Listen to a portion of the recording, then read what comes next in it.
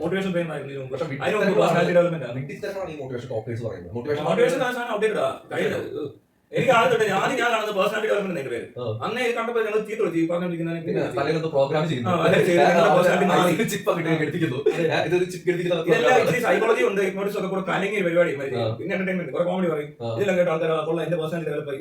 ഞാനിത് നമ്മളെ ഇറക്കി വിട്ടാൽ ഞങ്ങൾ കോളേജ് വന്നിട്ട് പരിപാടി ഇറക്കിയപ്പോൾ ഞങ്ങൾ തിരിച്ചു പറയുമ്പോൾ പറയാൻ തുടങ്ങി. അപ്പൊ ഇവൻ ഞങ്ങൾ ഇറക്കി വിട്ടത് മാത്രമല്ല ജെല്ലും മാതെല്ലാം അടച്ച അതിലുള്ള പിള്ളേരെ അടച്ച് പ്രാക്ടീസ് ചെയ്യിപ്പിച്ചു. എന്നിട്ട് ഇവന്മാർ ഇറങ്ങി വന്നപ്പോൾ ഞാൻ ചോദിച്ചു, എനിക്ക് അതിനെ അറിയത്തില്ല, ഞാൻ വെറുതെ അവരോട് ചോദിച്ചു. ഞാൻ ചോദിച്ചു ഈ പിള്ളേരെ നമ്മുടെ ഫ്രണ്ട്സാ, അപ്പൊ അവരെ ചോദിച്ചു നിങ്ങൾ പുറത്തുള്ളവരെക്കാൾ ബുദ്ധി കൂടി അല്ലെങ്കിൽ കുറച്ച് കപ്പാസിറ്റി എന്തൊക്കെയോ കൂടി എന്നാണ് പറഞ്ഞെന്ന് ചോദിച്ചു. ആ പറഞ്ഞത് ഞാൻ അവർ 2 ദിവസം മാറിക്കോളൂ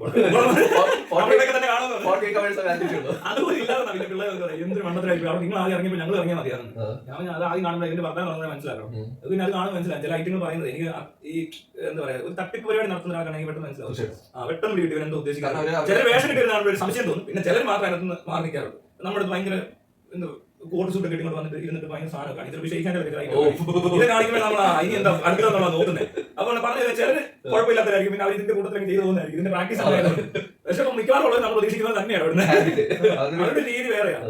എന്താണ് ബിസിനസ്സാ നമ്മള് അങ്ങനെ ഇടപെടുന്നത്. നമ്മളിങ്ങനെ ഇടപെട്ടാൽ കാര്യം. പക്ഷെ ഇവിടെ ഒരു കാര്യം ഉണ്ടോ, കോട്ട് സൂട്ട് ഇട്ടാൽ കണ്ടു കഴിഞ്ഞാൽ റെസ്പെക്ട് കൊടുക്കുക. ഇവിടെ ജെന്യൂൻ ആയിട്ടുള്ള ഒരു സൈക്കോളജിസ്റ്റുകളെ നമ്മൾ കണ്ടെത്താൻ ഭയങ്കര ബുദ്ധിമുട്ടാണ്. കാരണം ഒരു സുഹൃത്തിന് ഈ സോഷ്യൽ മീഡിയ ഭയങ്കര ഇഷ്യൂ ഉണ്ടായിരുന്നു. അത് നമ്മൾ വിചാരിക്കുന്ന പോലെ കുറച്ചുകൂടി സൈക്കോളജി അല്ല.